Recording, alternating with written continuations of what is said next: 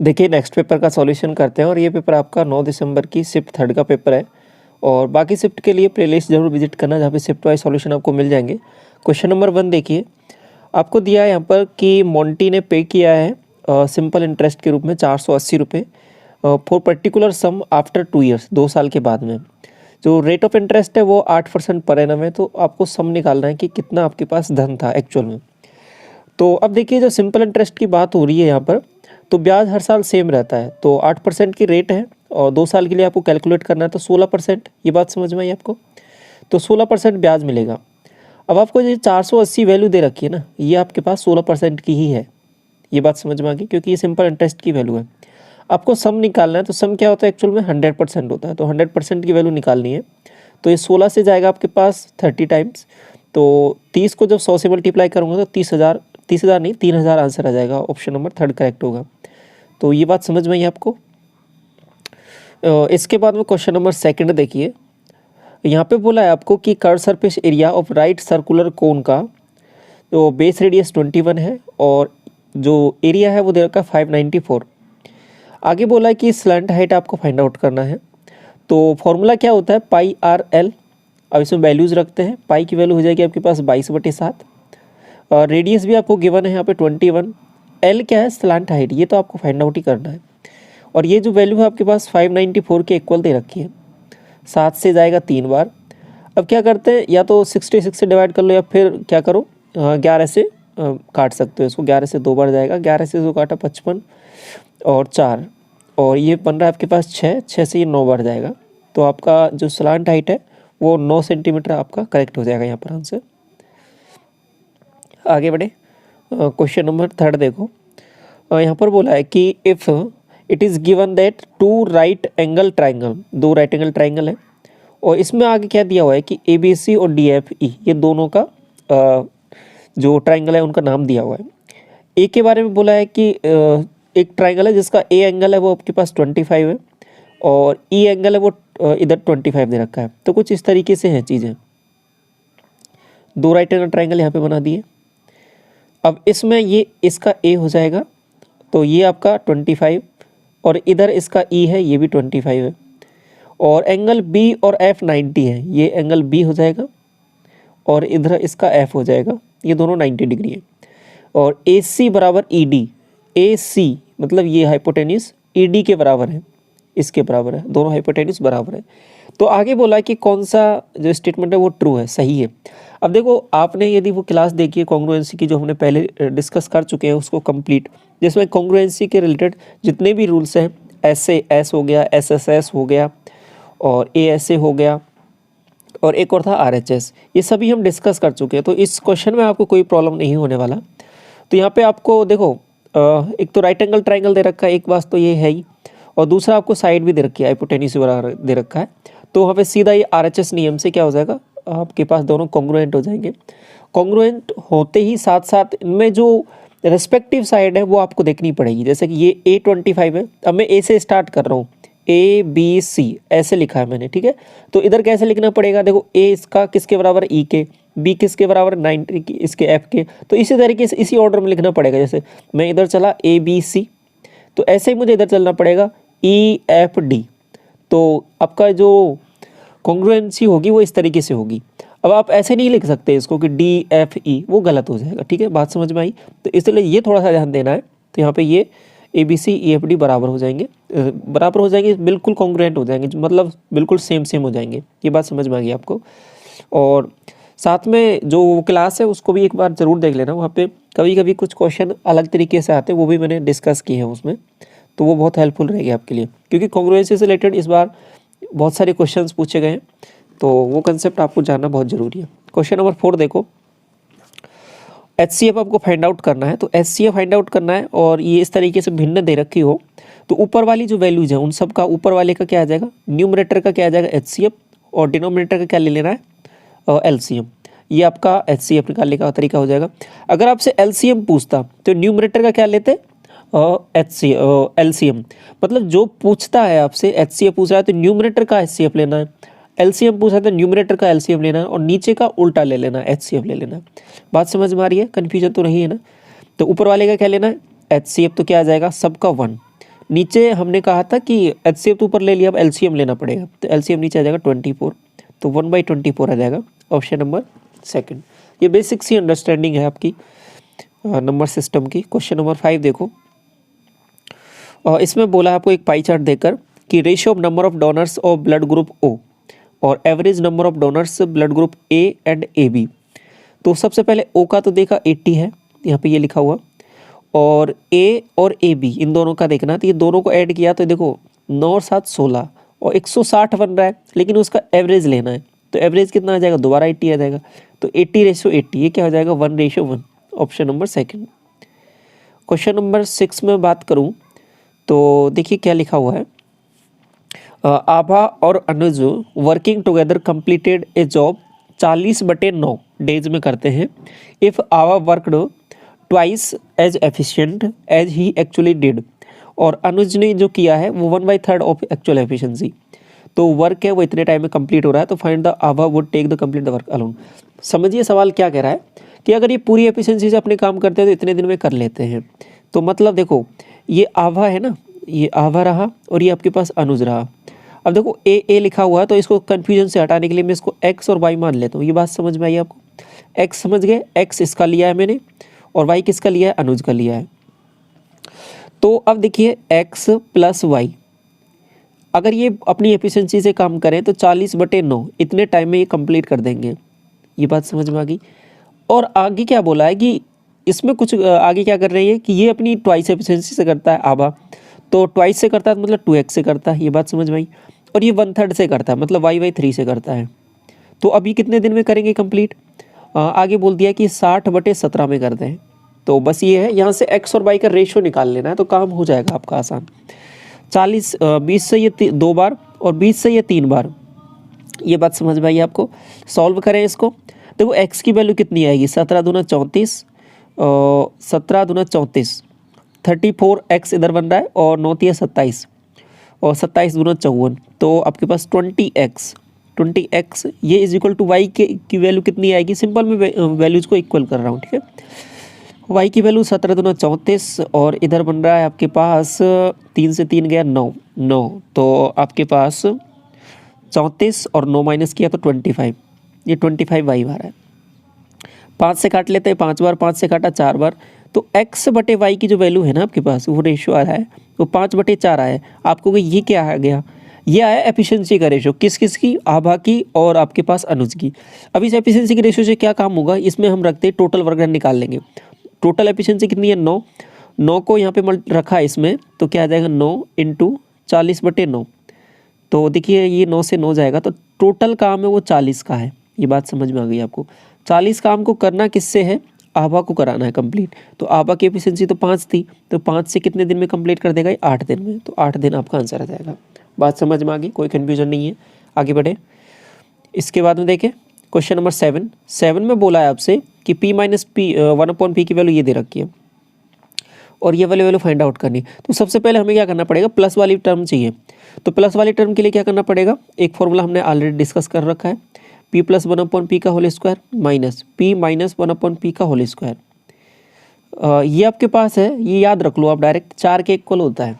ये 4 के इक्वल होता है तो आपको इसमें कोई सी भी वैल्यू निकाल नहीं रहा है, ये दे रखा है तो ये निकाल सकते हैं, ये दे रखा हो तो ये निकाल सकते हैं। आपको ये वाला दिया हुआ है तो ये निकाल लेंगे हम। तो ये निकालने के लिए क्या बनेगा, देखो p + 1/p का होल स्क्वायर, ये क्या हो जाएगा 36, उधर जाएगा तो 40, ये 40 बना रहा है, तो p + 1/p की वैल्यू क्या आ रही है आपके पास यहाँ पे √40। इतनी बात आपको समझ में आ गई, तो बस यही निकालना था मेन काम। ये √40 आ गया। अब आगे बढ़ते हैं, थोड़ा सा p² + 1/p² की वैल्यू निकालें, तो ये क्या हो जाएगा 40 - 2 38। इतनी बात समझ में आई आपको, कैसे, इसका स्क्वायर माइनस 2। अब क्या यही इतने पे काम चल जाएगा, नहीं, आगे पावर 4 तक पहुंचना है। एक बार और स्क्वायर कर देते हैं, p⁴ + 1/p⁴ इसका स्क्वायर कर देते हैं। अब आप कहोगे इसका स्क्वायर याद है कि नहीं है, देखो याद कर लो, 40 तक आसान होता है, काम हो जाएगा आसान, बाकी नहीं मल्टीप्लाई तो कर सकते हो। तो इसका होता है स्क्वायर आपका 1444 और इसमें से -2 कर देना है तो 1442 आंसर आ जाएगा, ठीक है।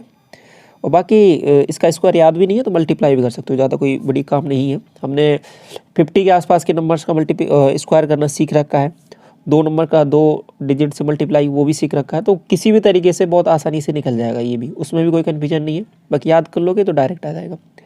तो ये बात समझ में आ गई, ऑप्शन नंबर 3 करेक्ट हो जाएगा यहाँ पर। क्वेश्चन नंबर 8 में देखो, आपसे बोला यहाँ पे 7 डिजिट का नंबर है ये, और इसमें जो स्मॉलेस्ट वैल्यू ऑफ ये जो स्टार लगा रखा है इसकी वैल्यू देखनी है कि स्मॉलेस्ट वैल्यू क्या आएगी जिससे ये नंबर डिविजिबल हो जाए 8 से। अब हम क्या करेंगे, देखो जो ये लास्ट में लिखा हुआ है ना 6 और ये आपका स्टार लगा हुआ है 2। अब लास्ट के 3 डिजिट मैंने क्यों लिए, क्योंकि 8 से जब डिविजिबिलिटी चेक करनी है तो लास्ट के 3 डिजिट में ही चेक करनी रहती है। तो इनको चेक करते हैं। अब आप कहोगे कैसे चेक करना है, वैल्यू पुटिंग एक सबसे बढ़िया ऑप्शन रहेगा, और सबसे स्टार्ट कहाँ से करना है, स्मॉलेस्ट वैल्यू से करना है।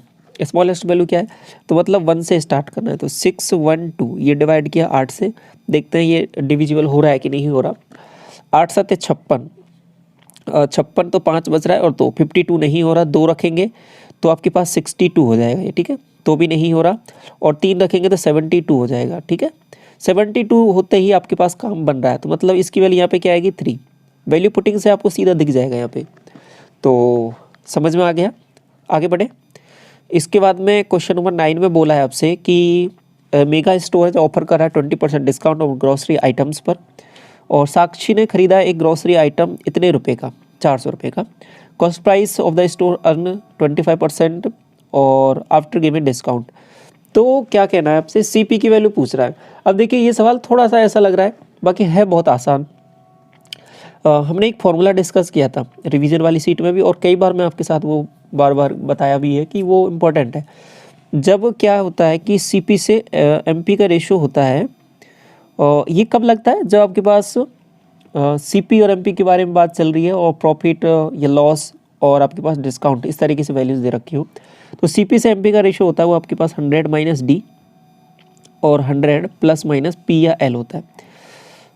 अब पी या एल का मतलब क्या है कि प्रॉफिट हो रहा है तो प्लस में लेना है, और लॉस हो रहा था नेगेटिव में लेना है। सीपी से एमपी, सीपी तो हमको निकालना ही है, एमपी कितना दे रखा है 400, और 100 माइनस डी, 100 माइनस डी कितना हो जाएगा डिस्काउंट 80, और बटे यहाँ पे प्रॉफिट हुआ है ना तो 125। बस इतना सा काम है, अब सवाल में कुछ नहीं बचा। 25 से काटेंगे 5 बार, 25 से इसको काटा 16 बार। अब देखिए 5 से इसको काट लिया एक बार, ये 16 बार जाएगा, तो 16 को 16 से मल्टीप्लाई किया 256 आंसर आ जाएगा, सीधा आंसर आता है, ठीक है। तो इसलिए इंपॉर्टेंट है। क्वेश्चन नंबर 10 देखो, 10 में आपसे इसको बोला है कि इसको सिंप्लीफाई करना है। अब देखिए यहाँ पे इंटरेस्टिंग चीज़ क्या है, x बराबर 14 रखना है। अब आप कहोगे कि डायरेक्ट 14 रख देते हैं, आ जाएगा आंसर, बिल्कुल आ जाएगा, बिल्कुल आना भी चाहिए, लेकिन ये इसलिए नहीं पूछा है कि आप इसमें डायरेक्ट 14 रखो। देखो 14 की पावर 4 निकालना पड़ेगा, फिर इसमें रख के 14 की पावर ये निकालना पड़ेगा, ऐसा नहीं है, ऐसा नहीं करना। यहाँ पे क्या लॉजिक लगाना है कि इसमें क्या करते हैं, x बराबर 14 दे रखा है तो दोनों तरफ एक एक ऐड कर देते हैं, ठीक है। तो इधर क्या बन गया आपके पास x प्लस 1, ये आपके पास क्या हो गया 15 के इक्वल। तो अब क्या करना है आपको, जहाँ पर भी 15 15 दिख रहा है तो उसकी जगह x प्लस 1 रख देना है। समझ में आ गई बात, तो आगे रखें।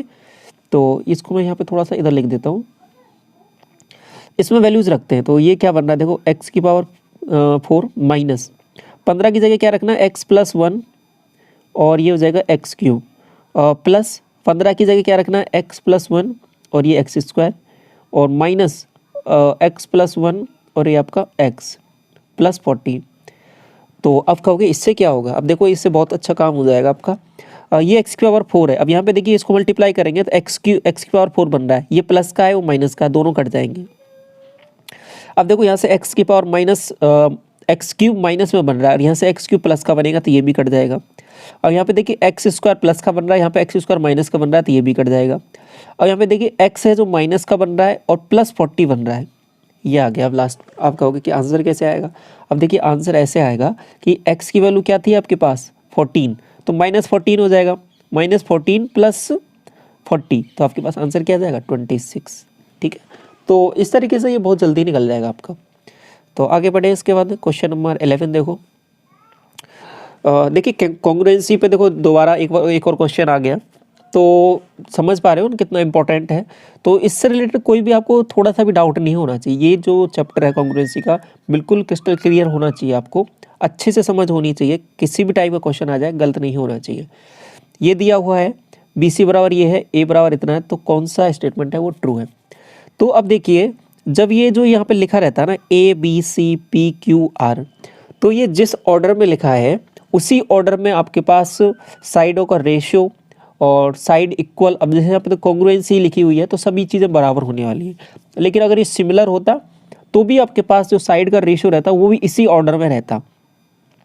अब यहाँ पे तो क्या हो जाएगी, सीधी बात है कि ए बराबर पी के इक्वल हो जाएगा, ठीक है, ए एंगल पी के बराबर हो जाएगा, बी एंगल क्यू के इक्वल हो जाएगा और सी एंगल आर के इक्वल हो जाएगी। ये बात तो समझ में आ रही है आपको। अब ए पी के इक्वल हो जाएगा तो ए और पी बराबर क्या हो जाएगा 75। तो ऑप्शन तो कौन सा होगा, देखो ये दोनों हो सकते हैं, पी बराबर 75। इसके बाद में देखिए बी सी बराबर 6 है, बी सी बराबर 6 है, लास्ट की दो साइड दो पॉइंट लिए बी और सी, इधर क्या आएगा क्यू आर, तो क्यू आर बराबर 6 आना चाहिए जो कि ऑप्शन नंबर 3 में दिया हुआ है। ये बात समझ में आ गई आपको। पी आर बराबर 6 होगा, ये होगा, ये नहीं होगा क्योंकि पी आर इसमें ये पहले और लास्ट का लिया है, लेकिन इसमें ए सी होना चाहिए था, ठीक है, तो ये नहीं होगा। तो इसके रेस्पेक्टिव साइड से लेनी है, बी सी का रेस्पेक्टिव साइड क्या है क्यू आर। बात समझ में आ गई, आगे बढ़े। क्वेश्चन नंबर 12 में बोला है आपसे कि एक चोर है जो दौड़ रहा है x किलोमीटर पर आवर की स्पीड से, इज चेस्ड बाय पुलिसमैन, एक पुलिस इसके पीछे पड़ी हुई है, जो स्पीड है 10 की स्पीड से इसके पीछा कर रही है पुलिस, ठीक है। तो क्या हो रहा है आगे मामला कि जो चोर है वो 100 मीटर आगे है, पुलिस मैन है जो कैच करता है इसको, मतलब पकड़ लेते हैं इसको 3 मिनट में। तो आपको इसकी स्पीड निकालनी है कि चोर कितनी स्पीड से यहाँ पे भाग रहा है। तो पहले समझिए यहाँ पे ये 100 मीटर की डिस्टेंस है, ये 3 मिनट में इसको पकड़ लिया, ठीक है, 100 मीटर की दूरी पर था, 3 मिनट में इसको पकड़ लिया, तो 3 का इसमें भाग दिया। तो ये जो आया है हमारे पास, ये क्या आया है, आप कहोगे ये रिलेटिव स्पीड आया है। रिलेटिव स्पीड कौन सी स्पीड, मतलब ये भी इधर डायरेक्शन में भाग रहा है, ये भी इधर डायरेक्शन में भाग रहा है, तो मतलब दोनों की स्पीडों का डिफरेंस आया ये।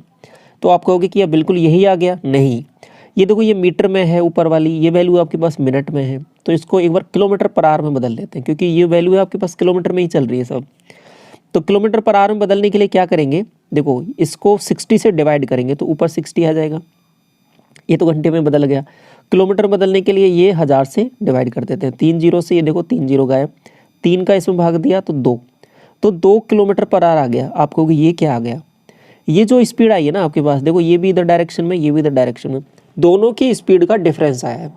अब आप कहोगे कि किसकी स्पीड ज़्यादा होगी, सिंपल सा लॉजिक है, जब पुलिस उसको पकड़ रही है तो पुलिस तेज़ दौड़ रही है और जो चोर है वो कम स्पीड से दौड़ रहा होगा। अब देखिए पुलिस की स्पीड दे रखी है 10, और जो चोर है वो कम स्पीड से दौड़ रहा है, तो चोर कितने से दौड़ रहा होगा, 2 की कम स्पीड से दौड़ रहा होगा, तो मतलब 8 से दौड़ रहा होगा। तो इस तरीके से लॉजिक से सोचकर इसको आप डायरेक्ट कर सकते हो, ठीक है।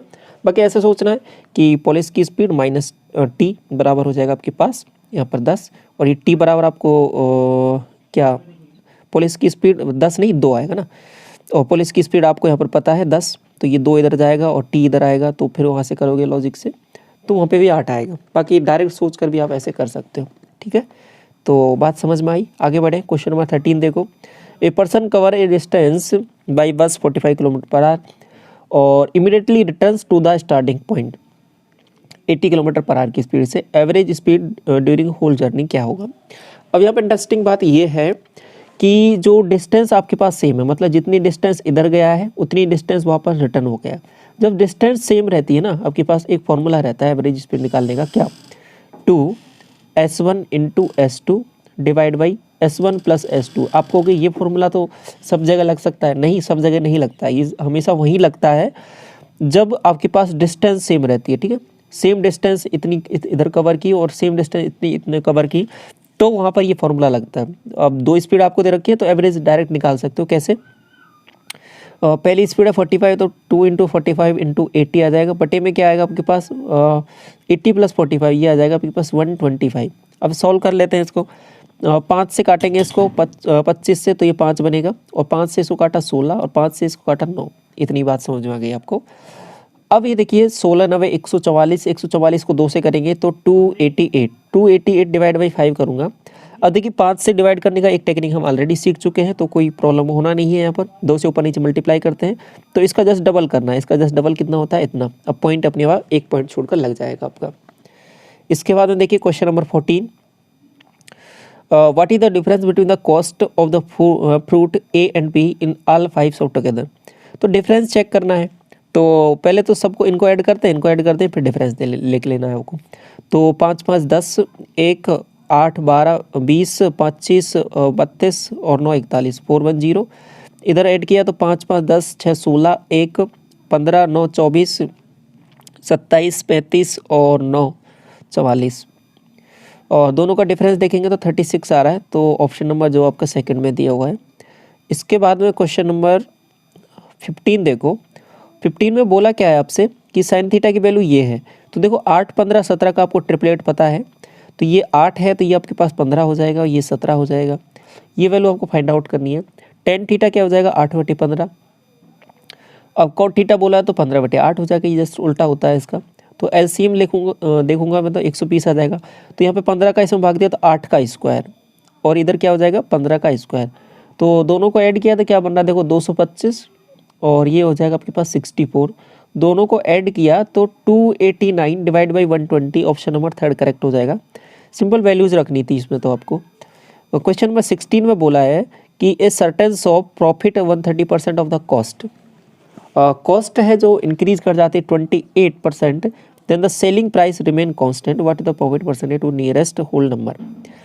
चीज़ें इस तरीके से चल रही है। देखो ये 100 है, जब प्रॉफिट है वो कॉस्ट प्राइस का 130%, मतलब सेलिंग प्राइस कितनी हो जाएगी 230%, तभी तो 130% का प्रॉफिट होगा। बिल्कुल सही बात है।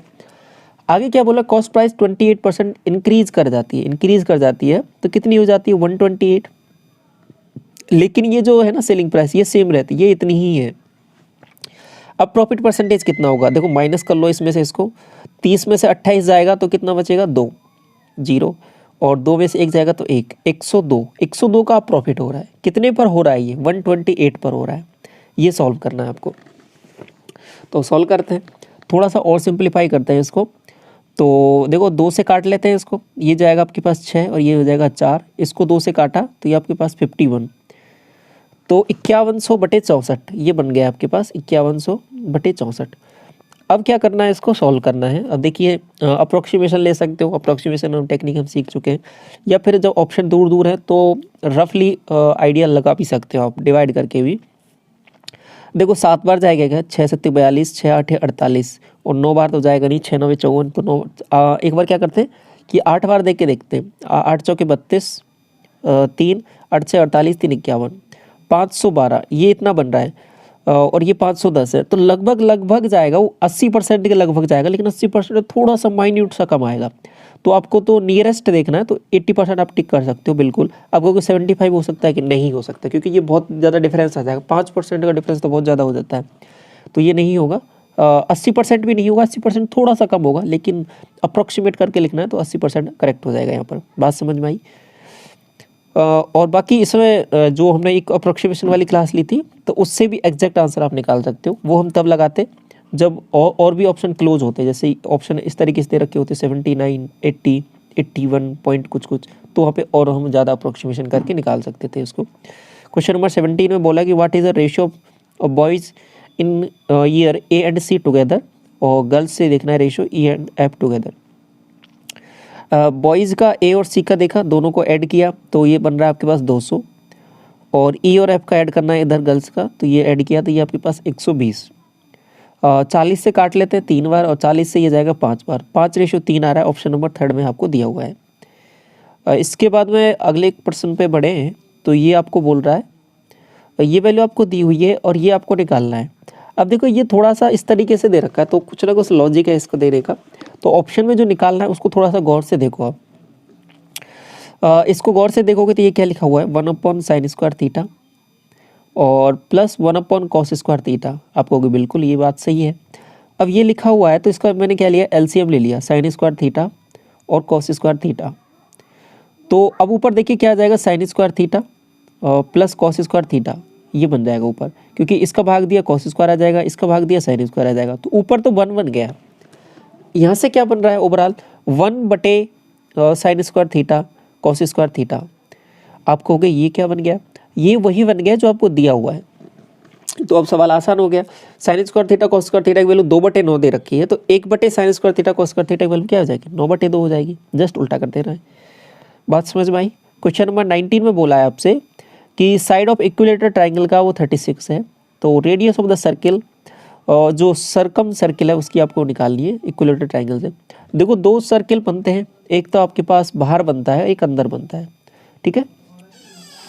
बाहर वाले की जो रेडियस होती है सरकम सर्किल की वो होती है आपके पास कैपिटल आर, ये होता है a/√3। और अंदर वाले के बारे में बात करूँ तो ये अंदर वाले की रेडियस होती है स्मॉल r बात करूँगा तो a/2√3। ये बात समझ में आई। तो आपको तो क्या निकालनी है, बाहर वाले की निकालनी है। बाहर वाले क्या हो जाएगी a/√3। तो यहाँ पे निकालना है तो 36 डिवाइड बाई √3। तो √3 इसको क्या लिख देंगे 12 × 3 ये लिख दिया बटे √3। तो √3 से इसको काटेंगे तो 12√3 आंसर आ जाएगा, ऑप्शन नंबर 3। ठीक है, दोनों चीज़ें हमने डिस्कस कर ली, यहाँ पे कोई प्रॉब्लम नहीं होगा आपको। क्वेश्चन नंबर 20 देखिए, इसको गौर से देखो थोड़ा सा। ये क्या लिखा हुआ है बेसिकली, एक 146 है, एक दूसरी वैल्यू 143 है, तो इनको ए और बी मान लें। ए और बी में क्या लिखा हुआ फॉर्मूला, एक सिंपल सा फॉर्मूला लिखा हुआ है क्या, a³ - b³ और बटे में क्या है a² + b² + ab। आप कहोगे ये तो फॉर्मूला देखा देखा सा लग रहा है, बिल्कुल देखा देखा सा ही है ये फॉर्मूला। ये फॉर्मूला जो ऊपर वाली वैल्यू है ये किसके इक्वल होती है, ये होती है आपके पास a - b a² + b² + ab। आपको यही वैल्यू तो नीचे भी दे रखी है, हाँ बिल्कुल दे रखी है, तो ये कट जाएगा, इससे कट जाएगा तो केवल और केवल a - b बचेगा। तो यहाँ पे a - b किया 146 - 143 तो 3 आंसर आ जाएगा। आप कहोगे ये किसी और तरीके से पूछा जा सकता है, बिल्कुल पूछा जा सकता है। तो वहाँ पे दूसरा तरीका, दूसरा फॉर्मूला और है a³ + b³, और ये किसके इक्वल होता है आपके पास, रिवाइज करा देते हैं आपको तो हो जाएगा, आपको याद भी है फॉर्मूला a + b a² और ये आपका होता है b² - ab। बस ध्यान ये रखना है कि इस प्लस वाले में अंदर माइनस आता है, ठीक है। इसके बाद में क्वेश्चन नंबर 21 देखिए, इसको कैसे करना है।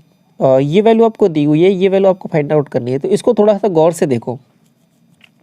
गौर से देखने पर क्या होगा कि देखो यहाँ पे मैंने sec² थीटा है ना, ये दो तो कॉमन ले लो बाहर, और ये cos² थीटा लिखा हुआ है, और इसमें sec² x को क्या लिख सकता हूँ 1/cos² x, आपको भी बिल्कुल लिख सकते हैं। तो इसको और सिंप्लीफाई करें तो ये cos की पावर 4 बन जाएगा और ये cos² बन जाएगा। तो देखो इसको इस तरीके से मैं लिख देता हूँ, आपको समझ में आ गया होगा अब ये कि ये बन गया cos की पावर 4x।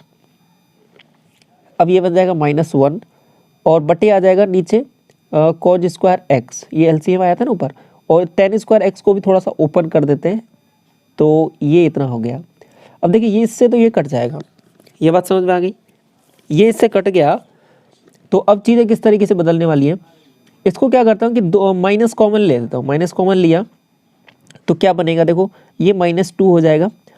अब ये बन जाएगा 1 - cos की पावर 4x। तो इसको कुछ याद आ रहा है आपको, एक फॉर्मूला a² - b² वाला, तो इसको ऐसे लिख सकता हूँ 1 + cos² x और 1 - cos² x। 1 - cos² x क्या हो जाएगा sin² x। अब ये जो sin² x है बटे में भी एक sin² x था तो उससे कट जाएगा। तो अभी ओवरऑल क्या बनने वाला है आपके पास, यहाँ से इसको यहाँ पे लिख देते हैं -2 1 + cos² x, आपको कि बिल्कुल ये बन गया। अब इसको थोड़ा सा और सॉल्व करते हैं, -2 को अंदर लेके जाता हूँ तो ये -2 बन गया, ठीक है। और ये बन जाएगा -2 cos² x। आप कहोगे इससे क्या हुआ, इससे एक फॉर्मूला और याद आएगा आपको, क्या कि 2 cos² x ये क्या होता है 1 + cos2 थीटा, ठीक है। -2 और ये माइनस तो है ही, ये आपके पास एक फॉर्मूला याद आ जाएगा आपको कि 1 + cos2 x, ये जो वैल्यू है ये इसी के इक्वल होती है, ठीक है। माइनस तो हमने पहले कॉमन ले लिया, तो यहाँ से ओवरऑल क्या बन रहा है -3 माइनस आपके पास cos2 x। अब यही चीज़ तो इधर लिखी हुई है, इससे कंपेयर करना है तो a की वैल्यू तो आपके पास -3 आ गई और b की वैल्यू आ रही है वो माइनस बना रही है, तो ऑप्शन नंबर 3 में आपको दिया हुआ है। बस ये थोड़ा सा कंपेरिजन देखना था। सवाल आपको समझ में आ गया है। यहाँ पर प्रश्न नंबर 22, इसमें आपको एक पाई चार्ट दिया हुआ है, पाई चार्ट में बोला है कि कौन सा स्टेटमेंट है जो करेक्ट है। पहला देखिए, the ratio of average of company P और Q का T और U से देखना है, वो 9:10 में है। तो P और Q का दोनों को ऐड करते हैं तो ये आपके पास बन रहा है 45, और इधर T और U देखो दोनों को ऐड किया तो ये आपके पास 50 बन रहा है। तो रेशियो निकालते हैं, 5 से काटा 9 बार, 5 से जाएगा 10 बार, तो 9:10 है। बिल्कुल सही बात है, पहली बात तो बिल्कुल करेक्ट है इनकी। दूसरा देख लो, difference between the total sale of company R&S जो है और वी से जो डिफरेंस है वो इतना है। तो सबसे पहले आर और एस का कंबाइंड देखो, ये आपके पास यहाँ पे हो जाएगा 190, ये 190 हो रहा है। और वी के बारे में बात करें तो वी आपका है यहाँ पर 75, तो दोनों का डिफरेंस मैंने लिया तो 115 डिग्री। अब एक बात सुनो, यहाँ पे ध्यान से समझो कि ये जो 3600 वैल्यू है ना, 3600 वैल्यू ये आपके पास 360 डिग्री की है। तो 1 डिग्री की वैल्यू आपके पास आ जाएगी 10, बात समझ में आ गई। तो 115 डिग्री की वैल्यू कितनी आ जाएगी आपके पास 1150। तो आंसर क्या आना चाहिए 1150, दोनों का डिफरेंस। यहाँ पे क्या दे रखा है 1050, तो दूसरा स्टेटमेंट गलत हुआ ना, बिल्कुल। तो पहला ही करेक्ट है, बाकी दूसरा गलत है। ऑप्शन देखिए कौन सा दिया हुआ है, ओनली फर्स्ट करेक्ट। ठीक है, आगे बढ़े। क्वेश्चन नंबर 23 देखिए, 3 पॉजिटिव नंबर हैं जो रेशो में है 4:5:7 में, और उनका स्क्वायर करके सम किया तो इतना बन रहा है। तो सम ऑफ द नंबर्स आपको निकालना है, तीनों नंबर का सम निकालना है टोटल। तो पहले नंबर मान लेते हैं 4x 5x और ये 7x है।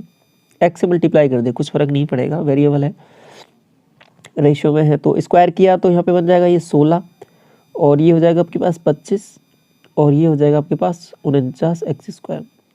तो 9 5 14 और 6 20, 2 और 4 6 और 3 9, 90x²। इसकी वैल्यू आपके पास दे रखी है 15,210, 0 से 0, 9 का इसमें भाग दिया, 9 एकम 9, आपके पास कितना बनेगा यहाँ पर 9 5 9 6 15, ठीक है 6 बनेगा, और 9 6 54 9 7 63, 9 6 6 भर जाएगा, ठीक है 7, और आपके पास 8 बन रहा है, 9 9 81, 169। x² की वैल्यू है 169, तो x की वैल्यू क्या आ जाएगी आपके पास 13। तो ये बात समझ में आ गई आपको। तो x की वैल्यू 13 आ गई है, तो आपके पास नंबर्स भी आपको पता चल गए। तो x की वैल्यू 13 है, तो उनका नंबर्स का सम निकालना है। तो सम देखिए कितना हो जाएगा, 7 5 12 और 12 4 16, 16x की वैल्यू चाहिए। तो 16 × 13 ये निकालना है आपको।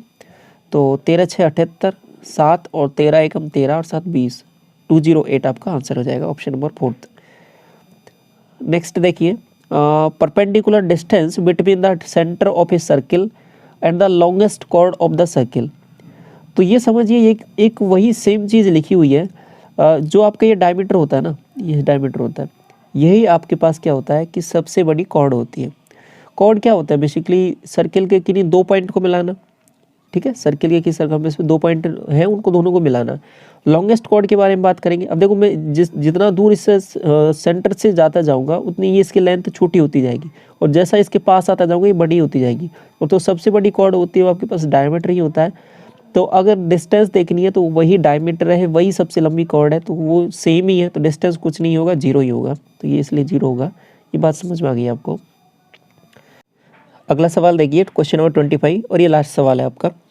इसमें बोला है आपसे कि ड्यूरिंग फर्स्ट ईयर स्ट्रेंथ है जो आपका स्कूल का इंक्रीज़ करता है 12%, सेकेंड ईयर में डिक्रीज़ कर जाता है 12%, उसके बाद में बोला है कि थर्ड ईयर में जो दोबारा 10% इंक्रीज़ कर गया at the end of the third year strength है वो नियरली आपके पास इसके इक्वल है। तो फर्स्ट ईयर में कितना था ये आपको चेक करना है। तो इम्पोर्टेंट ये है यहाँ पर, ये 10,842 है ना, ये आपके पास एग्जैक्ट वैल्यू नहीं है, ये नियरली है। तो यहाँ पर अप्रोक्सीमेशन थोड़ा सा लिया गया है, तो इसका भी आपको थोड़ा सा ध्यान रखना है, ठीक है। सॉल्व करें इसको।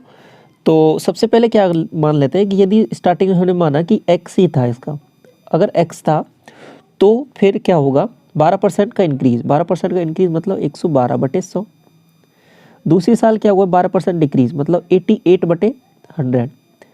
तीसरी साल 10% का इंक्रीज़ मतलब 110/100 या इसको 11/10 भी लिख सकते हैं, बिल्कुल लिख सकते हैं, कोई दिक्कत नहीं है। इसको इक्वल कर देना है 10,842, ठीक है। ये जो वैल्यू है आपके पास अराउंड करके लिखी गई है। तो अब क्या करते हैं हम इसको मल्टीप्लाई कर लेते हैं, तब आपको एक रास्ता दिखेगा यहाँ पे, अच्छा सा समझ में आ जाएंगी चीज़ें क्या चल रहा है। मल्टीप्लाई करते हैं। अब ये देखो ये दोनों नंबर है ना, ये स्पेशल नंबर है। कैसे देखो, एक नंबर 100 से ऊपर है 12 और एक 100 से नीचे है 12, तो आप कहोगे बिल्कुल। तो यहाँ से हम एक चीज़ पहले भी सीख चुके हैं, 100 के आसपास के नंबर को मल्टीप्लाई करना। दूसरा कि a+b a-b वाला रूल लगा के भी मल्टीप्लाई कर सकते, कैसे भी कर सकते हो आप। तो मल्टीप्लाई किया तो देखो क्या बन रहा है 100, और इसके बाद में 12 का जो मल्टीप्लाई करते हैं तो 144 आता है 144। तो माइनस किया इसको, तो यहाँ पे पास वैल्यू आ रही है, वो क्या आ रही है देखो, यहाँ से जाएगा 56 और यहाँ हो जाएगा ये आपके पास 2 हो जाएगा ना, तो 2 हो जाएगा तो आपके पास 8 बनेगा और ये आपके पास हो जाएगा 9, 9856। तो ये वैल्यू आई है ना आपके पास, ये आई है इतनी। अब इसको आगे क्या करना है, फर्दर मल्टीप्लाई करना है 11 से। 11 से करते हैं तो 11 से तो हम सीख चुके हैं वैल्यूज़ को किस तरीके से मल्टीप्लाई किया, तो 6 आ जाएगा, 6 5 11 आ जाएगा, 8 5 13 1 14 आ जाएगा, और 8 9 17 1 18 आ जाएगा, और फिर आगे 18 और 9 और 1 10 आ जाएगा। अब एक खास बात क्या है यहाँ पर गौर करने की क्या है, देखो नीचे तो जीरोज़ लिखी हुई है, वो तो आपका कुछ काम नहीं करेंगी, वो तो जीरोज़ बढ़ाने घटाने का काम करती हैं। इस वैल्यू को गौर से देखो और इस वैल्यू को गौर से देखो, आपको कुछ चीज़ें सिमिलर सी दिख रही हैं, आपको बिल्कुल दिख रहा है। देखो 10 और 8416 8442, तो इसको अराउंड करके ये कितना लिखा गया है, यहाँ पर इतना लिखा गया है, ठीक है। तो आप इसका जब इसमें भाग दोगे ना तो अराउंड उतनी के लगभग ही जाएगा, ठीक है। बराबर सी संख्या लिखी हुई है, बराबर ही जाएगा। तो इसके बाद कहने का मतलब क्या है, यही चीज़ यहाँ पे लिखी हुई थी, नियरली लिखा हुआ है, तो आप डायरेक्ट बता सकते हो कि पूरा भाग जाएगा लगभग बराबर, तो आंसर आएगा 1 के आगे जीरोज लिखी आएगी। तो ऑप्शन आपका जो क्लोज है वो सबसे यही है, ऑप्शन नंबर 2 करेक्ट होगा। बात समझ में आ रही है किस तरीके से सोचा है, तो ऐसे कर सकते हो। बाकी मल्टीप्लाई कर लो, फिर एक को डिवाइड कर लो, क्योंकि इसमें कंप्लीट डिवाइड होगा नहीं, तो कंप्लीट डिवाइड नहीं होगा, तो इसलिए क्योंकि अप्रोक्सीमेट करके लिखा है, तो ये वैल्यू इस तरीके से यहाँ पे लिखी गई है। तो बात समझ में आ गई आपको, तो ऑप्शन इसका क्या हो जाएगा, 2 करेक्ट होगा, ठीक है। तो इस तरीके से 25 क्वेश्चन आपके कवर होते हैं। बाकी शिफ्ट के लिए प्लेलिस्ट जरूर विजिट करना। Thank you so much.